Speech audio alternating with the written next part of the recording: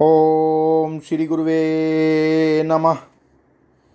ओम शांति शांति शांति। प्रणाम भगवान। भगवान योग वासिष्ठ महारामायण से स्थिति प्रकरण और सर्ग नंबर 23। शीर्षक है शरीर रूपी नगरी के सम्राट ज्ञानी की राग रहित स्थिति का वर्णन। सत्संग लेते हैं भगवान। श्री वशिष्ठ जी कहते हैं, रघुकुल नंदन श्री राम जैसे देवराज इंद्र अपनी अमरावतीपुरी में निश्चिंत होकर राज्य करते हैं, उसी प्रकार विवेकी पुरुष इस देह रूपिणी नगरी में राज्य करता हुआ सदा निश्चिंत एवं अपने आत्मा में स्थिर रहता है। वह अपने मन रूपी मतवाले घोड़े को काम भोग के भयानक गड्ढे की ओर नहीं जाने देता तथा अपनी प्रज्ञा रूपिणी पुत्री को लोभ के वश में होकर नहीं बेचता।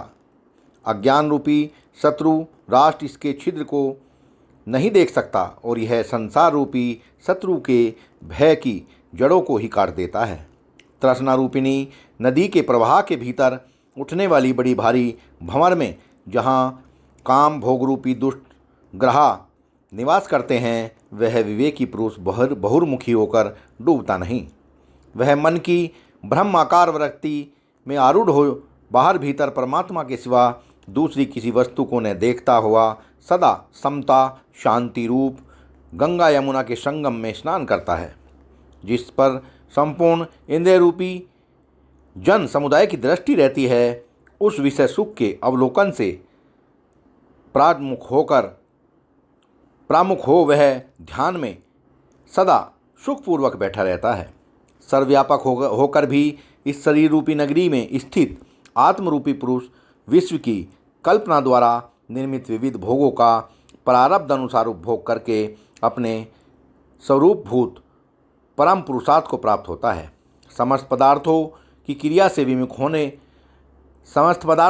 से विमुख रहने वाला वह विवेकी पुरुष व्यवहार दृष्टि से कर्म करता हुआ भी परमार्थ दृष्टि से कुछ नहीं करता, क्योंकि वह संपूर्ण व्यवहारिक कार्यों का कर्तापन के अभिमान से रहित होकर सम्यक रूप से अनुष्ठान करता है।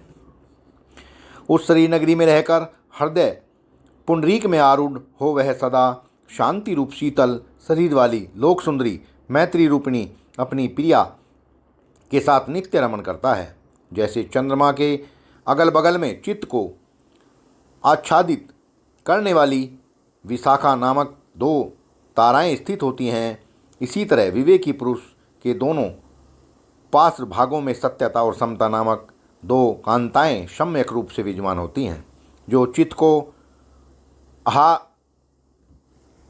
आह्लाद प्रदान करने वाली हैं। जैसे संपूर्ण कलाओं से युक्त और समस्त शोभा संपत्ति से सुंदर प्रतीत होने वाले पूर्णिमा के चंद्रमा चिरकाल तक संपूर्ण दिशाओं को अपनी सुधामयी किरणों से पूर्ण करके प्रकाशित होते हैं, उसी प्रकार जिसके सारे मनोरथ चिरकाल के लिए परिपूर्ण हो गए हैं, जो सर्वात्म भाव रूप संपत्ति से सुंदर दिखाई देता है, वह आत्मकाम तत्ववेत्ता पुरुष निरंतर अपने प्रकाश से प्रकाशित होता है।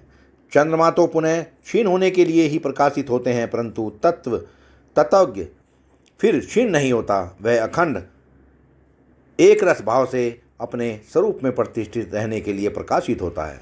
जैसे बिना किसी प्रयत्न के स्वतः प्राप्त हुए तथा व्यर्थ पदार्थों में मनुष्य की दृष्टि आसक्ति शून्य होकर ही पड़ती है, उसी प्रकार विवेकी पुरुष की बुद्धि सांसारिक कार्यों में भी राग शून्य ही रहती है। इंद्रियों को प्रारब्धवश जो न्याय युक्त विषय प्राप्त होते हैं, उनका तो वह कभी निवारण नहीं करता और अप्राप्त वस्तु को प्राप्त करने का प्रयत्न भी नहीं करता, अर्थात प्रारब्धवश जो कुछ मिल जाए उसी में संतुष्ट रहता है। इस प्रकार ज्ञानी अपने आप में परिपूर्ण रहता है। जैसे मोर पंखों के आघात पर्वत को कंपित नहीं कर सकते, उसी प्रकार ज्ञानी को अप्राप्त वस्तु की प्राप्ति के लिए होने वाली चिंताएं और प्रतिकूल प्राप्त वस्तु के लिए पश्चाताप विचलित नहीं करते।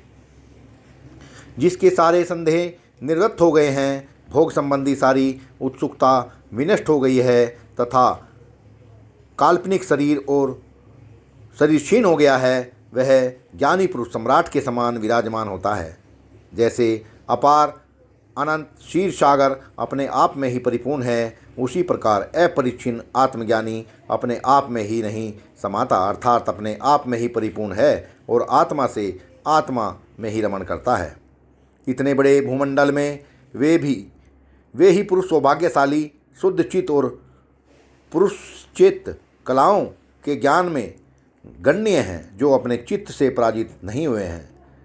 जिसके हृदय रूपी बिल में कुंडलाकार मन रूपी महान सर्प सर्वथा शांत हो गया है, अपने स्वरूप में पूर्ण रूप से उदित होते हुए ऐसे उस अत्यंत निर्मल तत्ववेत्ताओं को मैं प्रणाम करता हूँ। सत्संग को विराम देते हैं भगवान।